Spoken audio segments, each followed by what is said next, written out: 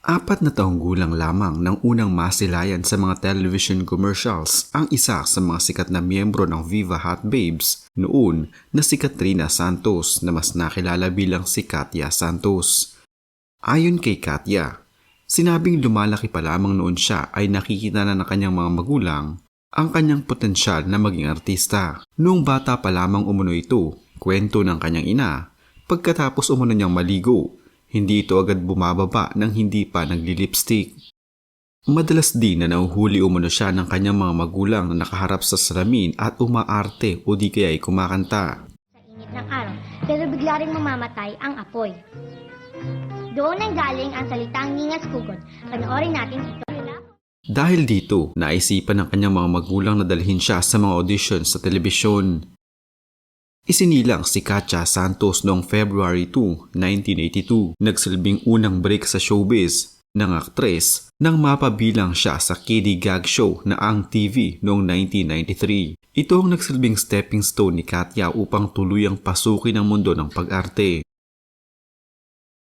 Bukod dito, gumanap din si Katya bilang isang kontrabida sa soap opera na Ana Karenina noong 15 taong gulang pa lamang siya mula taong 1996 hanggang 2000. Binalak ng aktres na tumigil ng tuluyan sa pag-aartista pero hindi niya ito nagawa matapos dumating ang alok na tuluyang magpapabago sa kanyang showbiz career.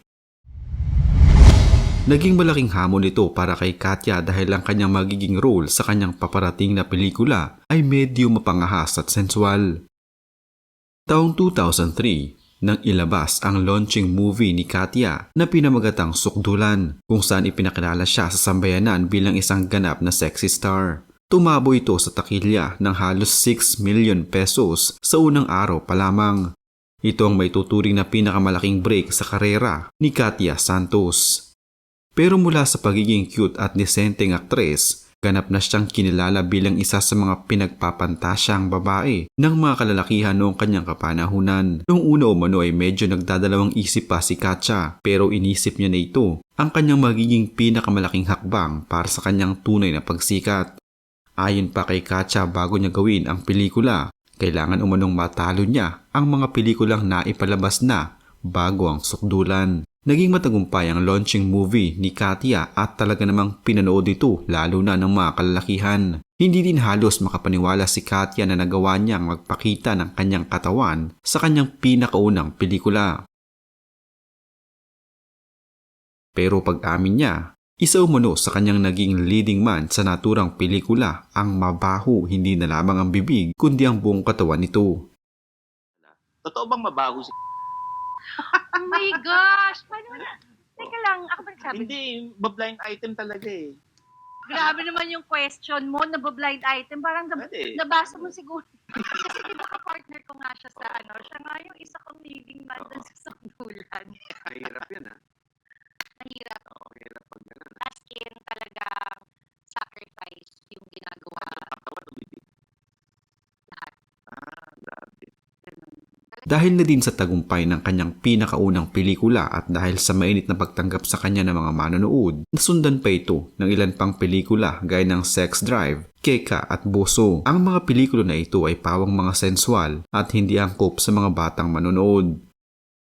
Sa mga temang ito ng pelikula, mas tinangkilik ang karakter ni Katya Santos. Sa tuwing mapag-uusapan ng mga bomba na pelikula noon kung kanilang tawagin, isa ang pangalan ni Katya Santos sa palaging nababanggit ng maraming mga Pinoy. Pag-amin pa ni Katya sa kanyang mga ginawang pelikula ay hindi niya binigyan ng limitasyon ng kanyang sarili. Naging palaban umano siya sa bawat eksena at talaga namang todo bigay ang kanyang pag-arte. Kaya kung mapapansin, halos maghubad na ito noon sa kanyang mga sexy films para mas makaakit ng mas maraming mga manonood. Sa mga tatay natin dyan, tiyak ako na isa din si Katya Santos sa mga nagpatangkad sa inyo at pinanood ang kanyang pelikula ng nag-iisa sa kwarto. Dahil sa kasikatan noon ng mga bomba stars, nabuo na din ang Viva Hot Babes na kung saan ang mga miyembro nito ay pawang mga sex stars na may kani-kaninang pangalan sa larangan ng paghubad. Bukod sa pag-arte, nakilala din si Katya Santos bilang isang miyembro ng naturang all-girls sexy group. Grupo ito ng mga kababaihan na kumakanta at sumasayaw na sumikat noong mga early 2000s. Ilan sa mga pinasikat nila ay ang mga kantang Bulaklak, Basketball, Kikay at Batuta ng Pulis na pawang mga sinulat ng batikang composer na si Lito Camo. Bumida rin sila sa mga pelikula gaya ng Masamang Ugat, Ilusyon at Torotot. Gayunpaman, inamin ni Katya Santos na hindi maiiwasan na magkaroon ng alitan sa kanilang grupo. Ayon kay Katya Santos, normal umano ang away sa grupo lalo pa at may mga miyembro umano nito ang nagpi-feeling mataas. May mga maaarte at meron ding lumaki ang mga ulo. Pero sa kabila ng lahat, nananatili naman daw matatag ang kanilang pagkakaibigan sa grupo. Katunayan, kasama niya ngayon sa pagre-relax at pagsasagawa ng mommy duties ang dating kagrupo na si Maui Taylor. Isa na rin ngayong ina. Masaya man ang naging takbo ng karir ni Katya Santos, hindi pa rin maiiwasan ng mga panghusga sa pagiging sexy actress niya. Sinabi ni Katya na madalas noon ay nakakaranas siya ng panghusga dahil sa kanyang mga nagiging role sa mga pelikula. Madalas umano siyang nakakarinig na tinatawag siyang bold star, pero paglilinaw niya, hindi naman daw porket nakubad siya noon sa mga pelikula ay yun na din ang kanyang pagkatao. Actress pa din umano siya gaya ng ilan sa showbiz pero iba lang ang kanyang nagiging paraan para umarte at sumikat. Sa maniwala kayo't sa hindi, sa kabila ng mapupusok na role ni Katya Santos sa mga palabas at pelikula, pinangarap pala niya noon ang maging isang madre balang araw. Yun daw ang madalas na nakikita niya sa telebisyon at sa mga pelikula at sa mga simbahan. Nagpakasal si Katya Santos sa kanyang non-showbiz boyfriend noong taong 2013 na si Anton de los Santos at biniyayaan ng isang anak. Subalit taong 2016 ay nagkahiwalay din sila dahil sa mga personal na dahilan. Ang inakala daw ni Katya Santos na fairy tale ay bangungot pala. Naghiwalay ang mag-asawa at pinoproseso pa ang kanilang annulment.